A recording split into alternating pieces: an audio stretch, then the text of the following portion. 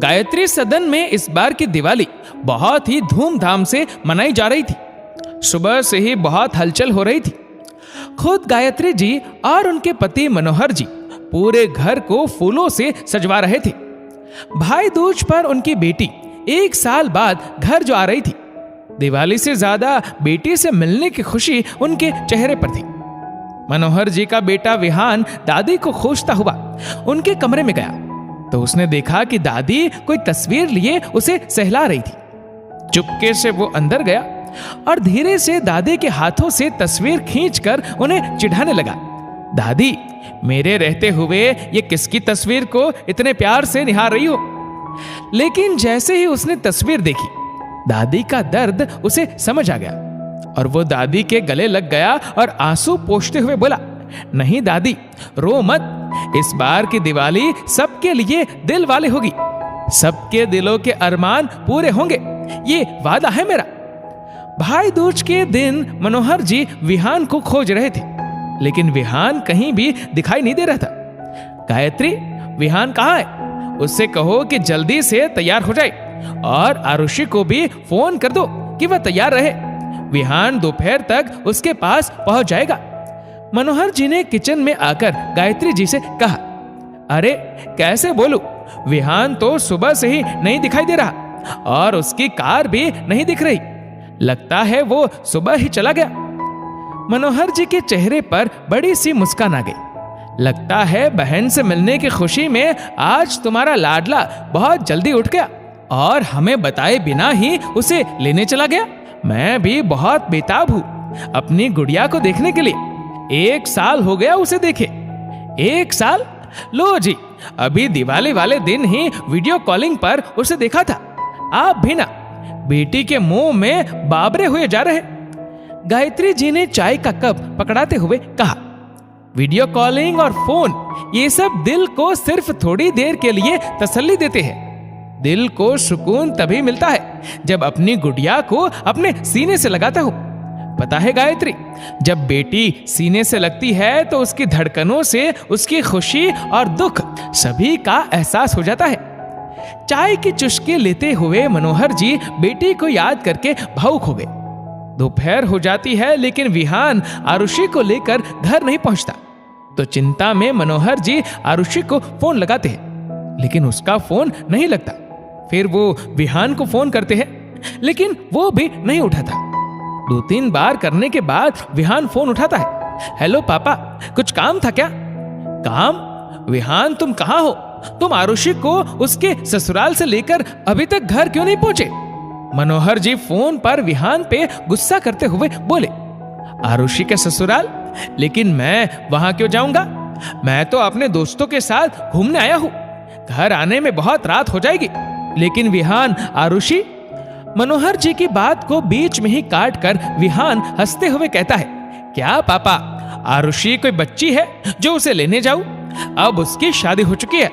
उससे कहिए cab book करे और आ जाए, या फिर आप जीजू से बोल दीजिए, वो आकर छोड़ देंगे। शादी के बाद जब भाई या पिता अपनी बहन बेटी को विदा कराकर मायके लाते हैं तो ससुराल में उनका सम्मान बढ़ता है।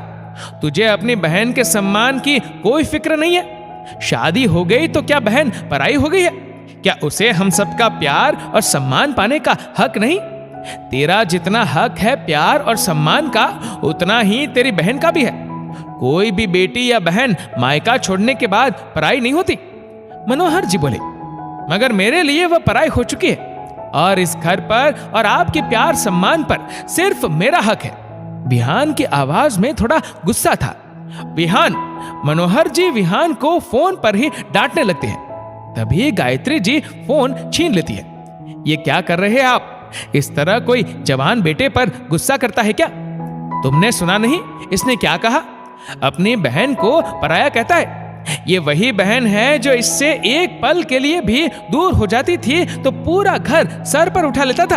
अपनी पॉकेट मनी से उसके लिए गिफ्ट लाता था। विदाई के बाद घंटों उसके कमरे में रो रहा था और आज उसी बहन को पराया बोल रहा है। ये सब सुनने के बाद गायत्री जी बोली, विहान, ये मैं क्या सुन रही हूं? तू इतना निर्मोही कब से हो गया? क्या तुझे एक माँ के दिल और उसके जज्बातों का भी ख्याल नहीं आया?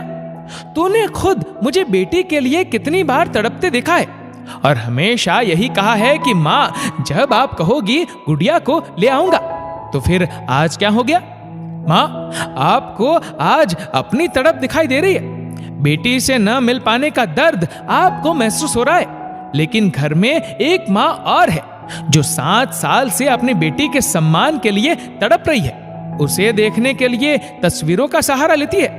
क्या आपको उनकी तड़प और दर्द दिखा? विम्मी बुआ भी इसी घर की बेटी और बहन है, तो उन्हें इस सम्मान और प्यार से क्यों वंचित रखा गया?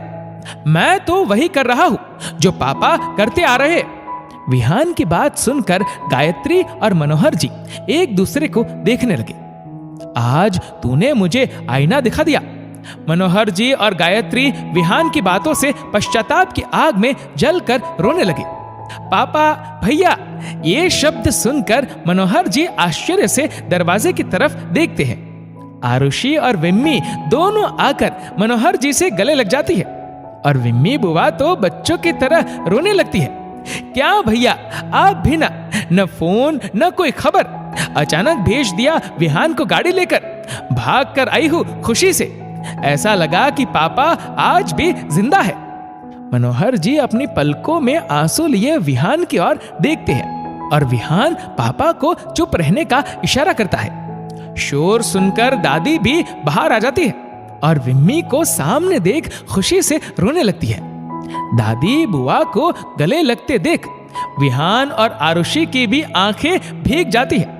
दादी विहान को ढेरों आशीर्वाद देती है और आंखों के इशारे से कहती है कि मुझे उम्मीद नहीं थी कि 7 साल बाद ऐसा भी कुछ होगा। तेरी बुआ को बेटी और बहन का सम्मान और प्यार फिर से मिलेगा। सच में इस दिवाली तूने सभी के अरमान पूरे कर दिए। आज फिर एक बार रिश्तों को मजबूती से जुड़ते देखकर मनोहर जी खुशी से रोने लगे। उन्हें अब पूरा यकीन हो गया कि उनके जाने के बाद भी विहान रिश्तों को सदा हिफाजत से रखेगा। बेटियां अपने पिहर कुछ लेने नहीं आती, वो तो अपने उन पलों को और उन रिश्तों को जीने आती है जो वो ससुराल में चाहकर भी नहीं पा सकती। दोस्तों, इस वीडियो को लेकर आपकी क्या राय है नीचे कमेंट करके जरूर बताएगा। और अगर आपको वीडियो अच्छा लगा हो तो इस वीडियो को लाइक करेगा, शेयर करेगा ज्यादा से ज्यादा लोगों तक, और ऐसे ही और भी इंस्पिरेशनल वीडियोस के लिए सब्सक्राइब करें हमारे यूट्यूब चैनल को और फेसबुक पर फॉलो करें हमारे पेज को। धन्यवाद।